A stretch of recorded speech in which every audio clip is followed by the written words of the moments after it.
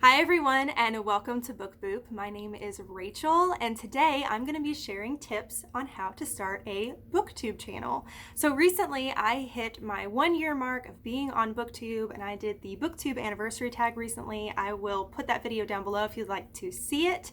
But after I posted that information up on my Instagram account to say, hey, I put this tag up, somebody commented on my post and said, hey, it'd be really cool if you did a video of giving tips on how to start your very own Booktube channel. And my first response back to her was, well, I don't feel like I have enough experience. I don't feel like I'm a good enough booktuber. Basically a bunch of excuses. And she said back, I think it'd still be really cool if you did it. And so I sat down with a piece of paper and a pen and decided to try to think through what tips I would give for someone who wanted to start a Booktube channel, and realized I actually had quite a few tips and things to say. So I'm going to share those tips with you. These are some things that I did to start my channel and that I still do now, just to give you an idea of things to do. These, of course, these aren't rules. You don't have to do any of these things. You don't have to do it the same way I did. But it's just to give you an idea if you're thinking about starting your very own Booktube channel. So I've got my list that I wrote down here. I'm going to keep referring to it just to make sure that I stay on track and I don't forget anything I want to say, and that way I don't ramble as well. So let's go ahead and jump in. So first of all, honestly, whenever I thought I wanted to start a Booktube channel, my first thing was, what is my channel name going to be? I ended up landing on Bookboop, and that was honestly one of my favorite names I came up with. But what I ended up doing is I wrote out a list of channel name ideas. I wrote a bunch of channel name ideas out, ones that I would like to have that I felt like were pertinent to me or original, and then I started looking up on YouTube to see if those channels already existed or if there were any that were really, really close to a channel name. And there were several of them that I came up with that name already existed, or someone had something that was really, really close to it, but I wanted something very original. And Bookboop ended up being the one that nobody else had that channel name and nobody else had anything close. So now if you look at Bookboop on YouTube, I'm what pulls up, which is what I wanted. Now I haven't checked in a little bit, maybe somebody else could have made something by now, but at the time nobody had created Bookboop, and so it felt like a perfect channel name for me. After that, I also tried to decide what type of channel I wanted to have, what type of content I wanted to have on my channel. Did I want to have really creative videos, or do I mainly wanted to do book reviews? Did I want to do kind of the typical Booktube videos like TBR videos, wrap-up videos, tags, things like that? I thought through what kind of videos I would like to do on my channel and just kind of think that through and what I want my channel to look like. And if someone landed on my channel, what kind of content would they see? What kind of banner would they see in my channel? Just trying to think about the overall look and feel of the channel that I wanted. I also had to think of an upload schedule, and this is very, very important. It's super important to have a really consistent upload schedule. You don't want to upload a whole bunch of videos one week and then not post anything for several weeks in a row. It's best, even if it's less videos per week, it's always best to try to upload consistently. That way, the people that subscribe to you can expect to know when to see your content and know that you create content regularly. For myself, I currently post one video a week. I usually always post on Mondays at noon, and I do that so that people know when my video will come out and they know that's consistent. I'm hoping to be able to start posting another video as well and try to do 2 videos a week. But right now I'm just doing 1, and I'm trying my best to keep that consistent. And to be honest, within a year or so, I've only missed that a few times. So I try really, really hard to make sure I keep a consistent schedule, not only for myself, but also for my subscribers as well. And that's really, really important. After that, you need to start gathering supplies. So you need to think through what you need for your channel. First of all, obviously, you need a camera. I personally use my phone for all of my filming. I have a Galaxy S8, and it's got a great camera on it, and most phones nowadays have a really good camera, so you don't really have to have like some fancy, expensive camera set up to be able to do this. You can just use your phone, and that's what I use. For lighting, it's very important to have good lighting.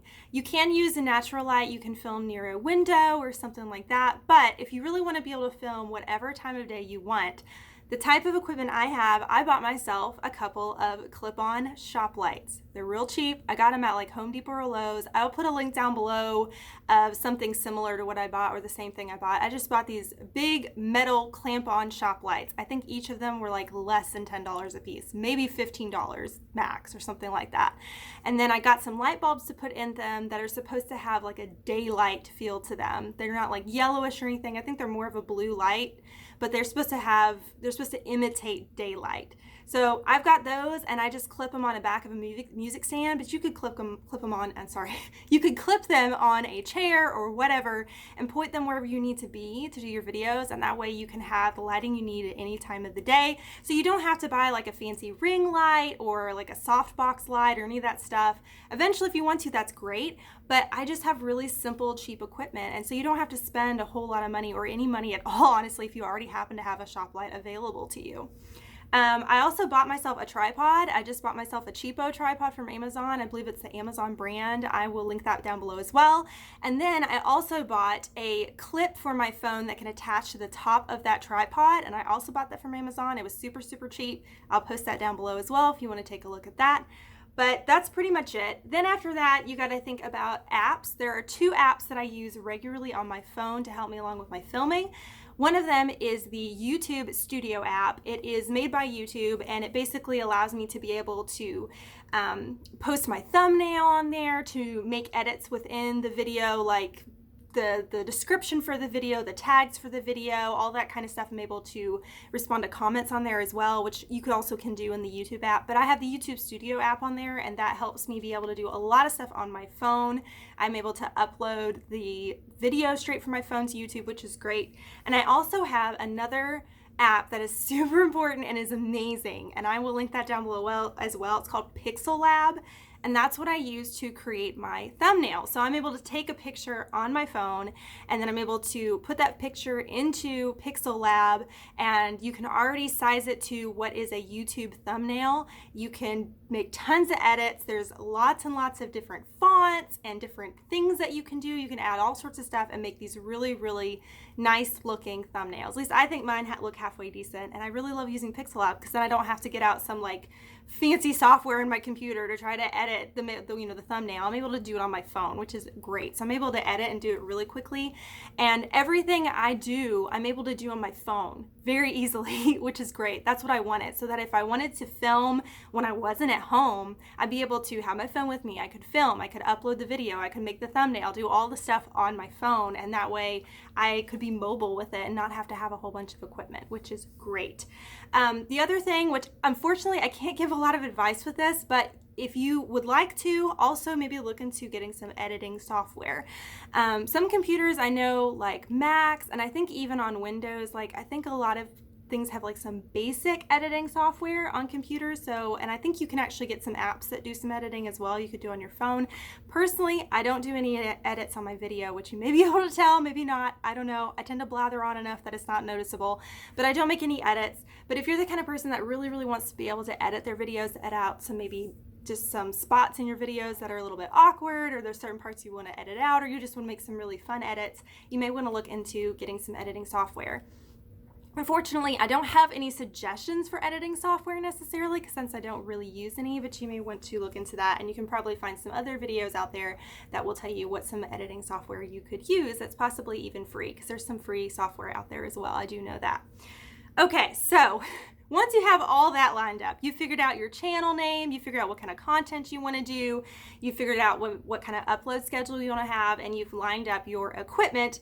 Now let's get started. Okay, for getting started, when you are planning a video, plan the flow of your video and what you would like to cover. For example, if you're doing a TBR video, think through the video. Think through, okay, what books am I wanting to cover? Is there anything else additional I'm wanting to say? Is there a question I want to ask people at the end or at the beginning to get them to respond and comment to my video? Like, think through the video. Think through what you want to say throughout the video, the flow of the video, what you want to talk about first, what you want to talk about last. Like, think through the flow. Also, it's always good to practice. I know that sounds kind of weird, and maybe you're thinking, I'll just sit in front of the camera and just do it. It's a lot harder than you think, to be honest, especially when you first get started. I actually practiced in front of a mirror quite a bit. I practiced several of my videos over and over, and I still do that. Like for this video, I had practiced a little bit, at least some of the intro or some things I wanted to talk about. So it's good to either practice in front of a mirror, you can practice while you're in your car, just talking through the video, or it's even good to do some sample videos. It's good to sit in front of your camera and maybe try to just test some videos out. Just see how it feels being in front of the camera, practice it, and take your time with it. Another important thing that you probably notice most people do, but then you'll really notice if people don't. Make sure you look into the lens while you're filming. For example, I'm looking into the lens right now. I do my best to do that. And that way it looks like I have eye contact with you. If I'm not looking at the lens and I'm looking at myself while I'm talking, I'm sure you can tell that I'm not looking at you and it looks like I'm looking to the side. It looks a little weird. So it's always good to look at the lens and to practice doing that. Do your best to try to look at the lens while you're talking to make sure you have eye contact and it feels like you're having a true conversation with the person on the other end that is watching your video. Super important. Also, be kind and patient with yourself. You may have some days where you can't seem to talk, you're tripping over your words, your mind goes blank, what have you. Be patient. Be kind to yourself. It's okay. I have days like that all the time. I'm constantly tripping up on my words during videos. It's fine. It will be okay. Just give yourself a break. And if you're really struggling that day and you're able to film it another time, take a break, step away from it and film it another time. Just be kind to yourself. Make sure that you are energetic and showcase your personality.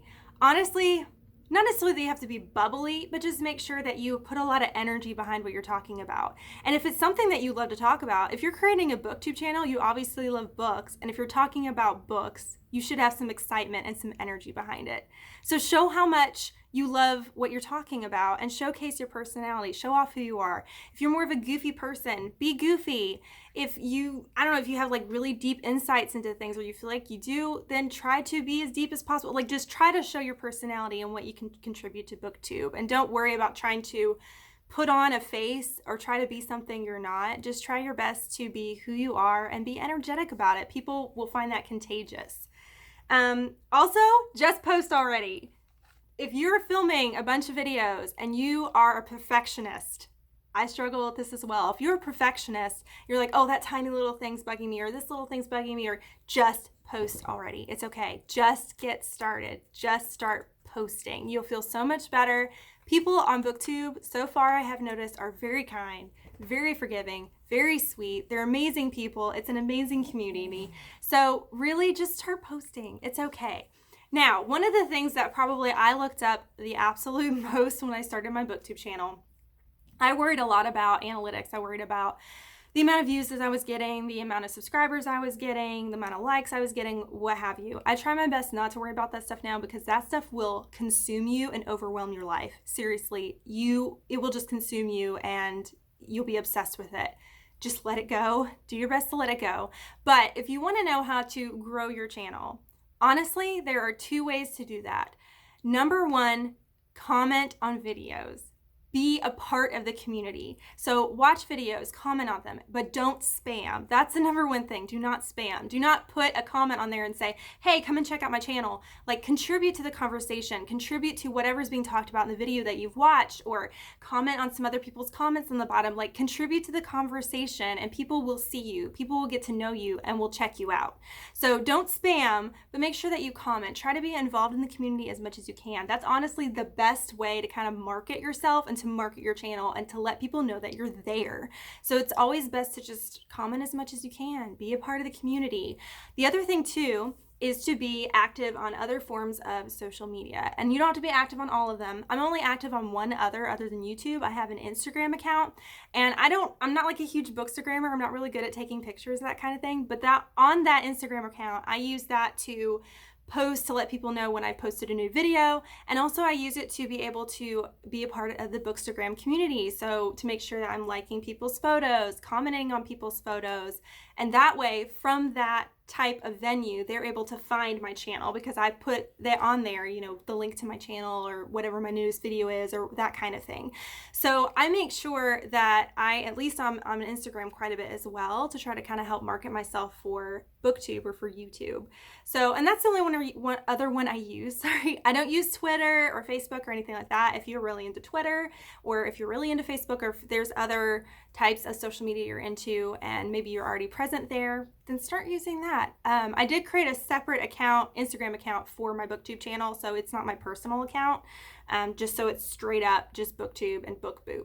So those are all the tips. I'm sorry if that was a whole lot. I apologize. I tried not to ramble too much. I'm hoping that a lot of the information I gave you is helpful. I don't know if none of it's really new information. I'm sure you probably could find this information several other places. This may be stuff you probably already knew. I don't know. But I figured I'd just throw my 2 cents in and say, hey, if you're looking to start a Booktube channel, here's some tips and ideas to get started. If you personally have a Booktube channel, let me know down below if there's some of the things that you did that I did, or if you have some tips as well. We can just make this a whole tip stream down there. Just tell people what you would do to get started, or maybe some advice or things like that. Let's just get this advice stream going. That'd be really, really cool. And I'd love to hear your thoughts on some of the tips that I gave as well. On this side of the screen over here is my logo. If you click on that, you can subscribe to my channel and follow me on my book journey. On this side over here is another video if you want to watch another right now. But thank you so much for watching. You rock, and don't forget to keep reading. Bye.